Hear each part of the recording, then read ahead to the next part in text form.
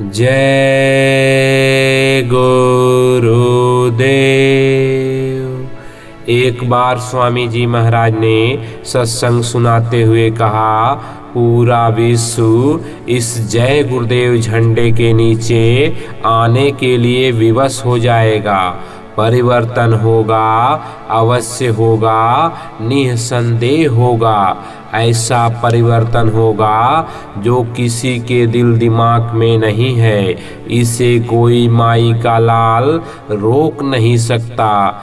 एक ऐसी तारीख बनेगी जो सतयुग त्रेता द्वापर के इतिहास को फेल कर देगी और सत्संगियों की गाथा कई सदियों तक गाई जाएगी।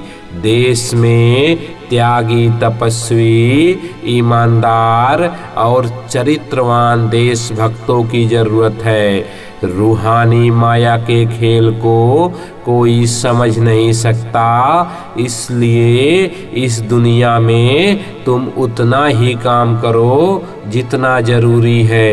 यह कहीं नहीं लिखा है कि तुम जीवों को काटो, मारो और तड़पाओ। जिसने शरीर बनाया है उसी को यह हक है। आँख, कान और इंद्रियों से अच्छे बुरे कर्म करोगे तो काल भगवान सभी कर्मों का हिसाब करेंगे। मालिक कैसे काम लेता है और लेगा, यह आपको नहीं पता।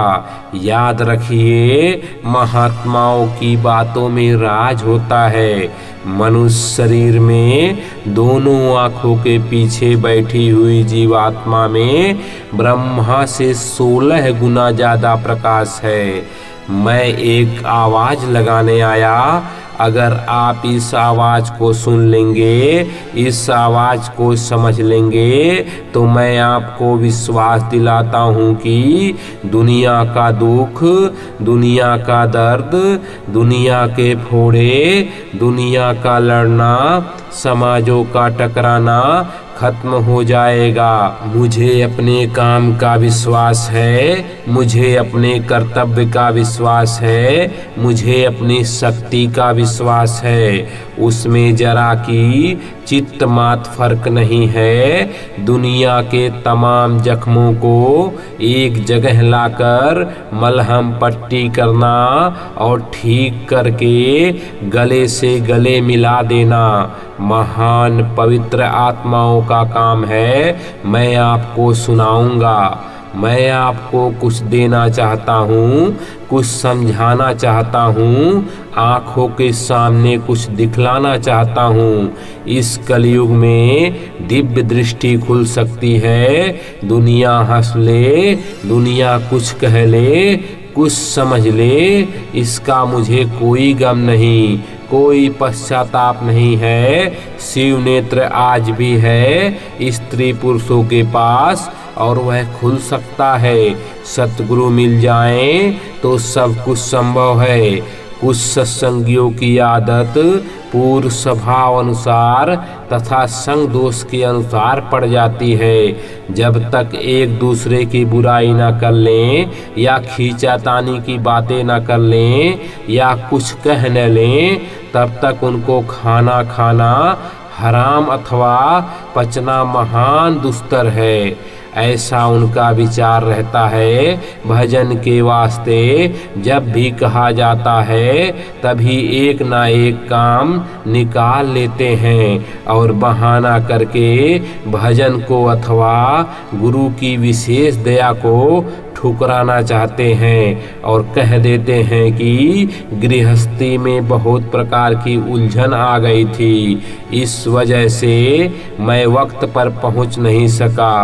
शर्म आनी चाहिए कि उनका मन कितना मुतफनी, आलसी, काहिल, कमजोर जो भजन से भागता है। समझ लो कि भजन करना पड़ेगा। गुरु की बगैर भक्ति के किसी युग में छुटकारा ना हुआ ना होगा। इससे काहिल आलस को त्याग कर गुरु आज्ञा से भजन करो।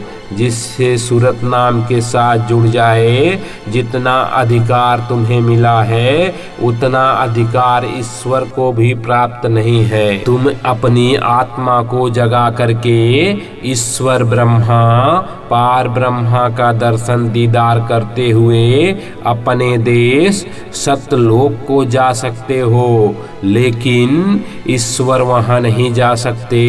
कोई दरवाजे पर भूखा प्यासा आ जाए तो उसे 2 रोटी खिला दो, यह पुण्य कार्य है, इससे बड़ा कोई पुण्य नहीं। ऐसे ही अच्छे कर्मों से सच्चे महात्मा मिल जाएंगे। जब छौंकने को तेल नहीं मिलेगा तो आपको बाबा जी की बात याद आएगी। सब लोग शाकाहारी हो जाओ, शाकाहारी रहो ताकि बीमारी ना आ जाए। पहले जिले में एक अस्पताल होता था, गांव में एक वैद्य होते थे, सब लोग तंदुरुस्त थे। हमने ऐसा भी देखा है कि गांव में एक भी व्यक्ति बीमार नहीं। काल निरंजन भगवान गुरु के हुक्म में रहते हैं, फिर जो गुरु के सहारे उससे काल भी डरते हैं और वह तनिक भी उससे छेड़ाखानी नहीं करते। यह स्वामी जी महाराज ने खूब अच्छी तरह सिखाया है कि मैं उसी से प्यार करता हूँ जो मेरी फटकार को बर्दाश्त करता है। मैं उससे प्यार दिखावे का करता हूँ जो मेरी फटकार को बर्दाश्त नहीं करता। जीवन में 4 कार्य है। पहला जीविका के लिए नौकरी, दूसरा बाल बच्चों की सेवा, तीसरा अतिथि का सत्कार और चौथा साधन भजन। ध्यान में बिल्कुल सामने देखो, आंख बंद रहे, पलके हिले नहीं। कुछ समय बाद अंधेरे में दूर से प्रकाश आता हुआ दिखाई पड़ेगा तो मन की भाग दौड़ थोड़ी कम हो जाएगी। सुमिरन ध्यान भजन रोज रोज करना चाहिए, नागा कभी ना होने पावे।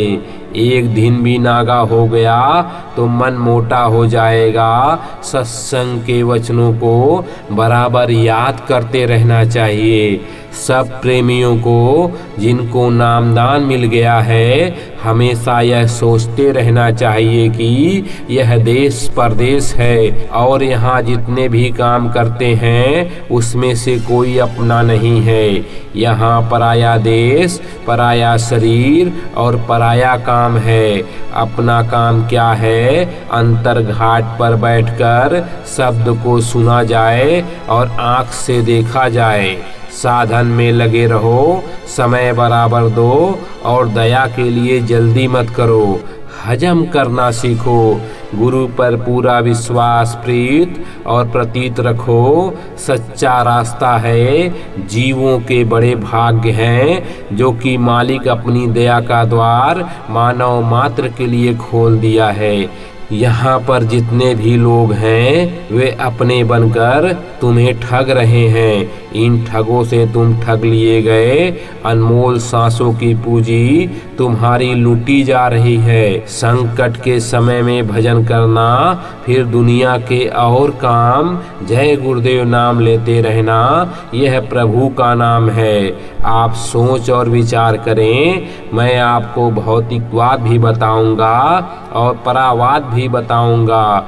मुझे आप ऐसा ना समझें कि मैं अध्यात्मवाद बताने के लिए आया और केवल साधु सन्यासी की बात करता हूँ और कुछ नहीं। मेरा विश्वास मेरे साथ है। मैं किसी के गले नहीं बांधता हूँ, पर पुड़िया जरूर बांध दूंगा और वह पुड़िया तुम्हें इस मैदान में लाकर पटक देगी। तुम यह अनुभव करके देख लेना। जय गुरुदेव।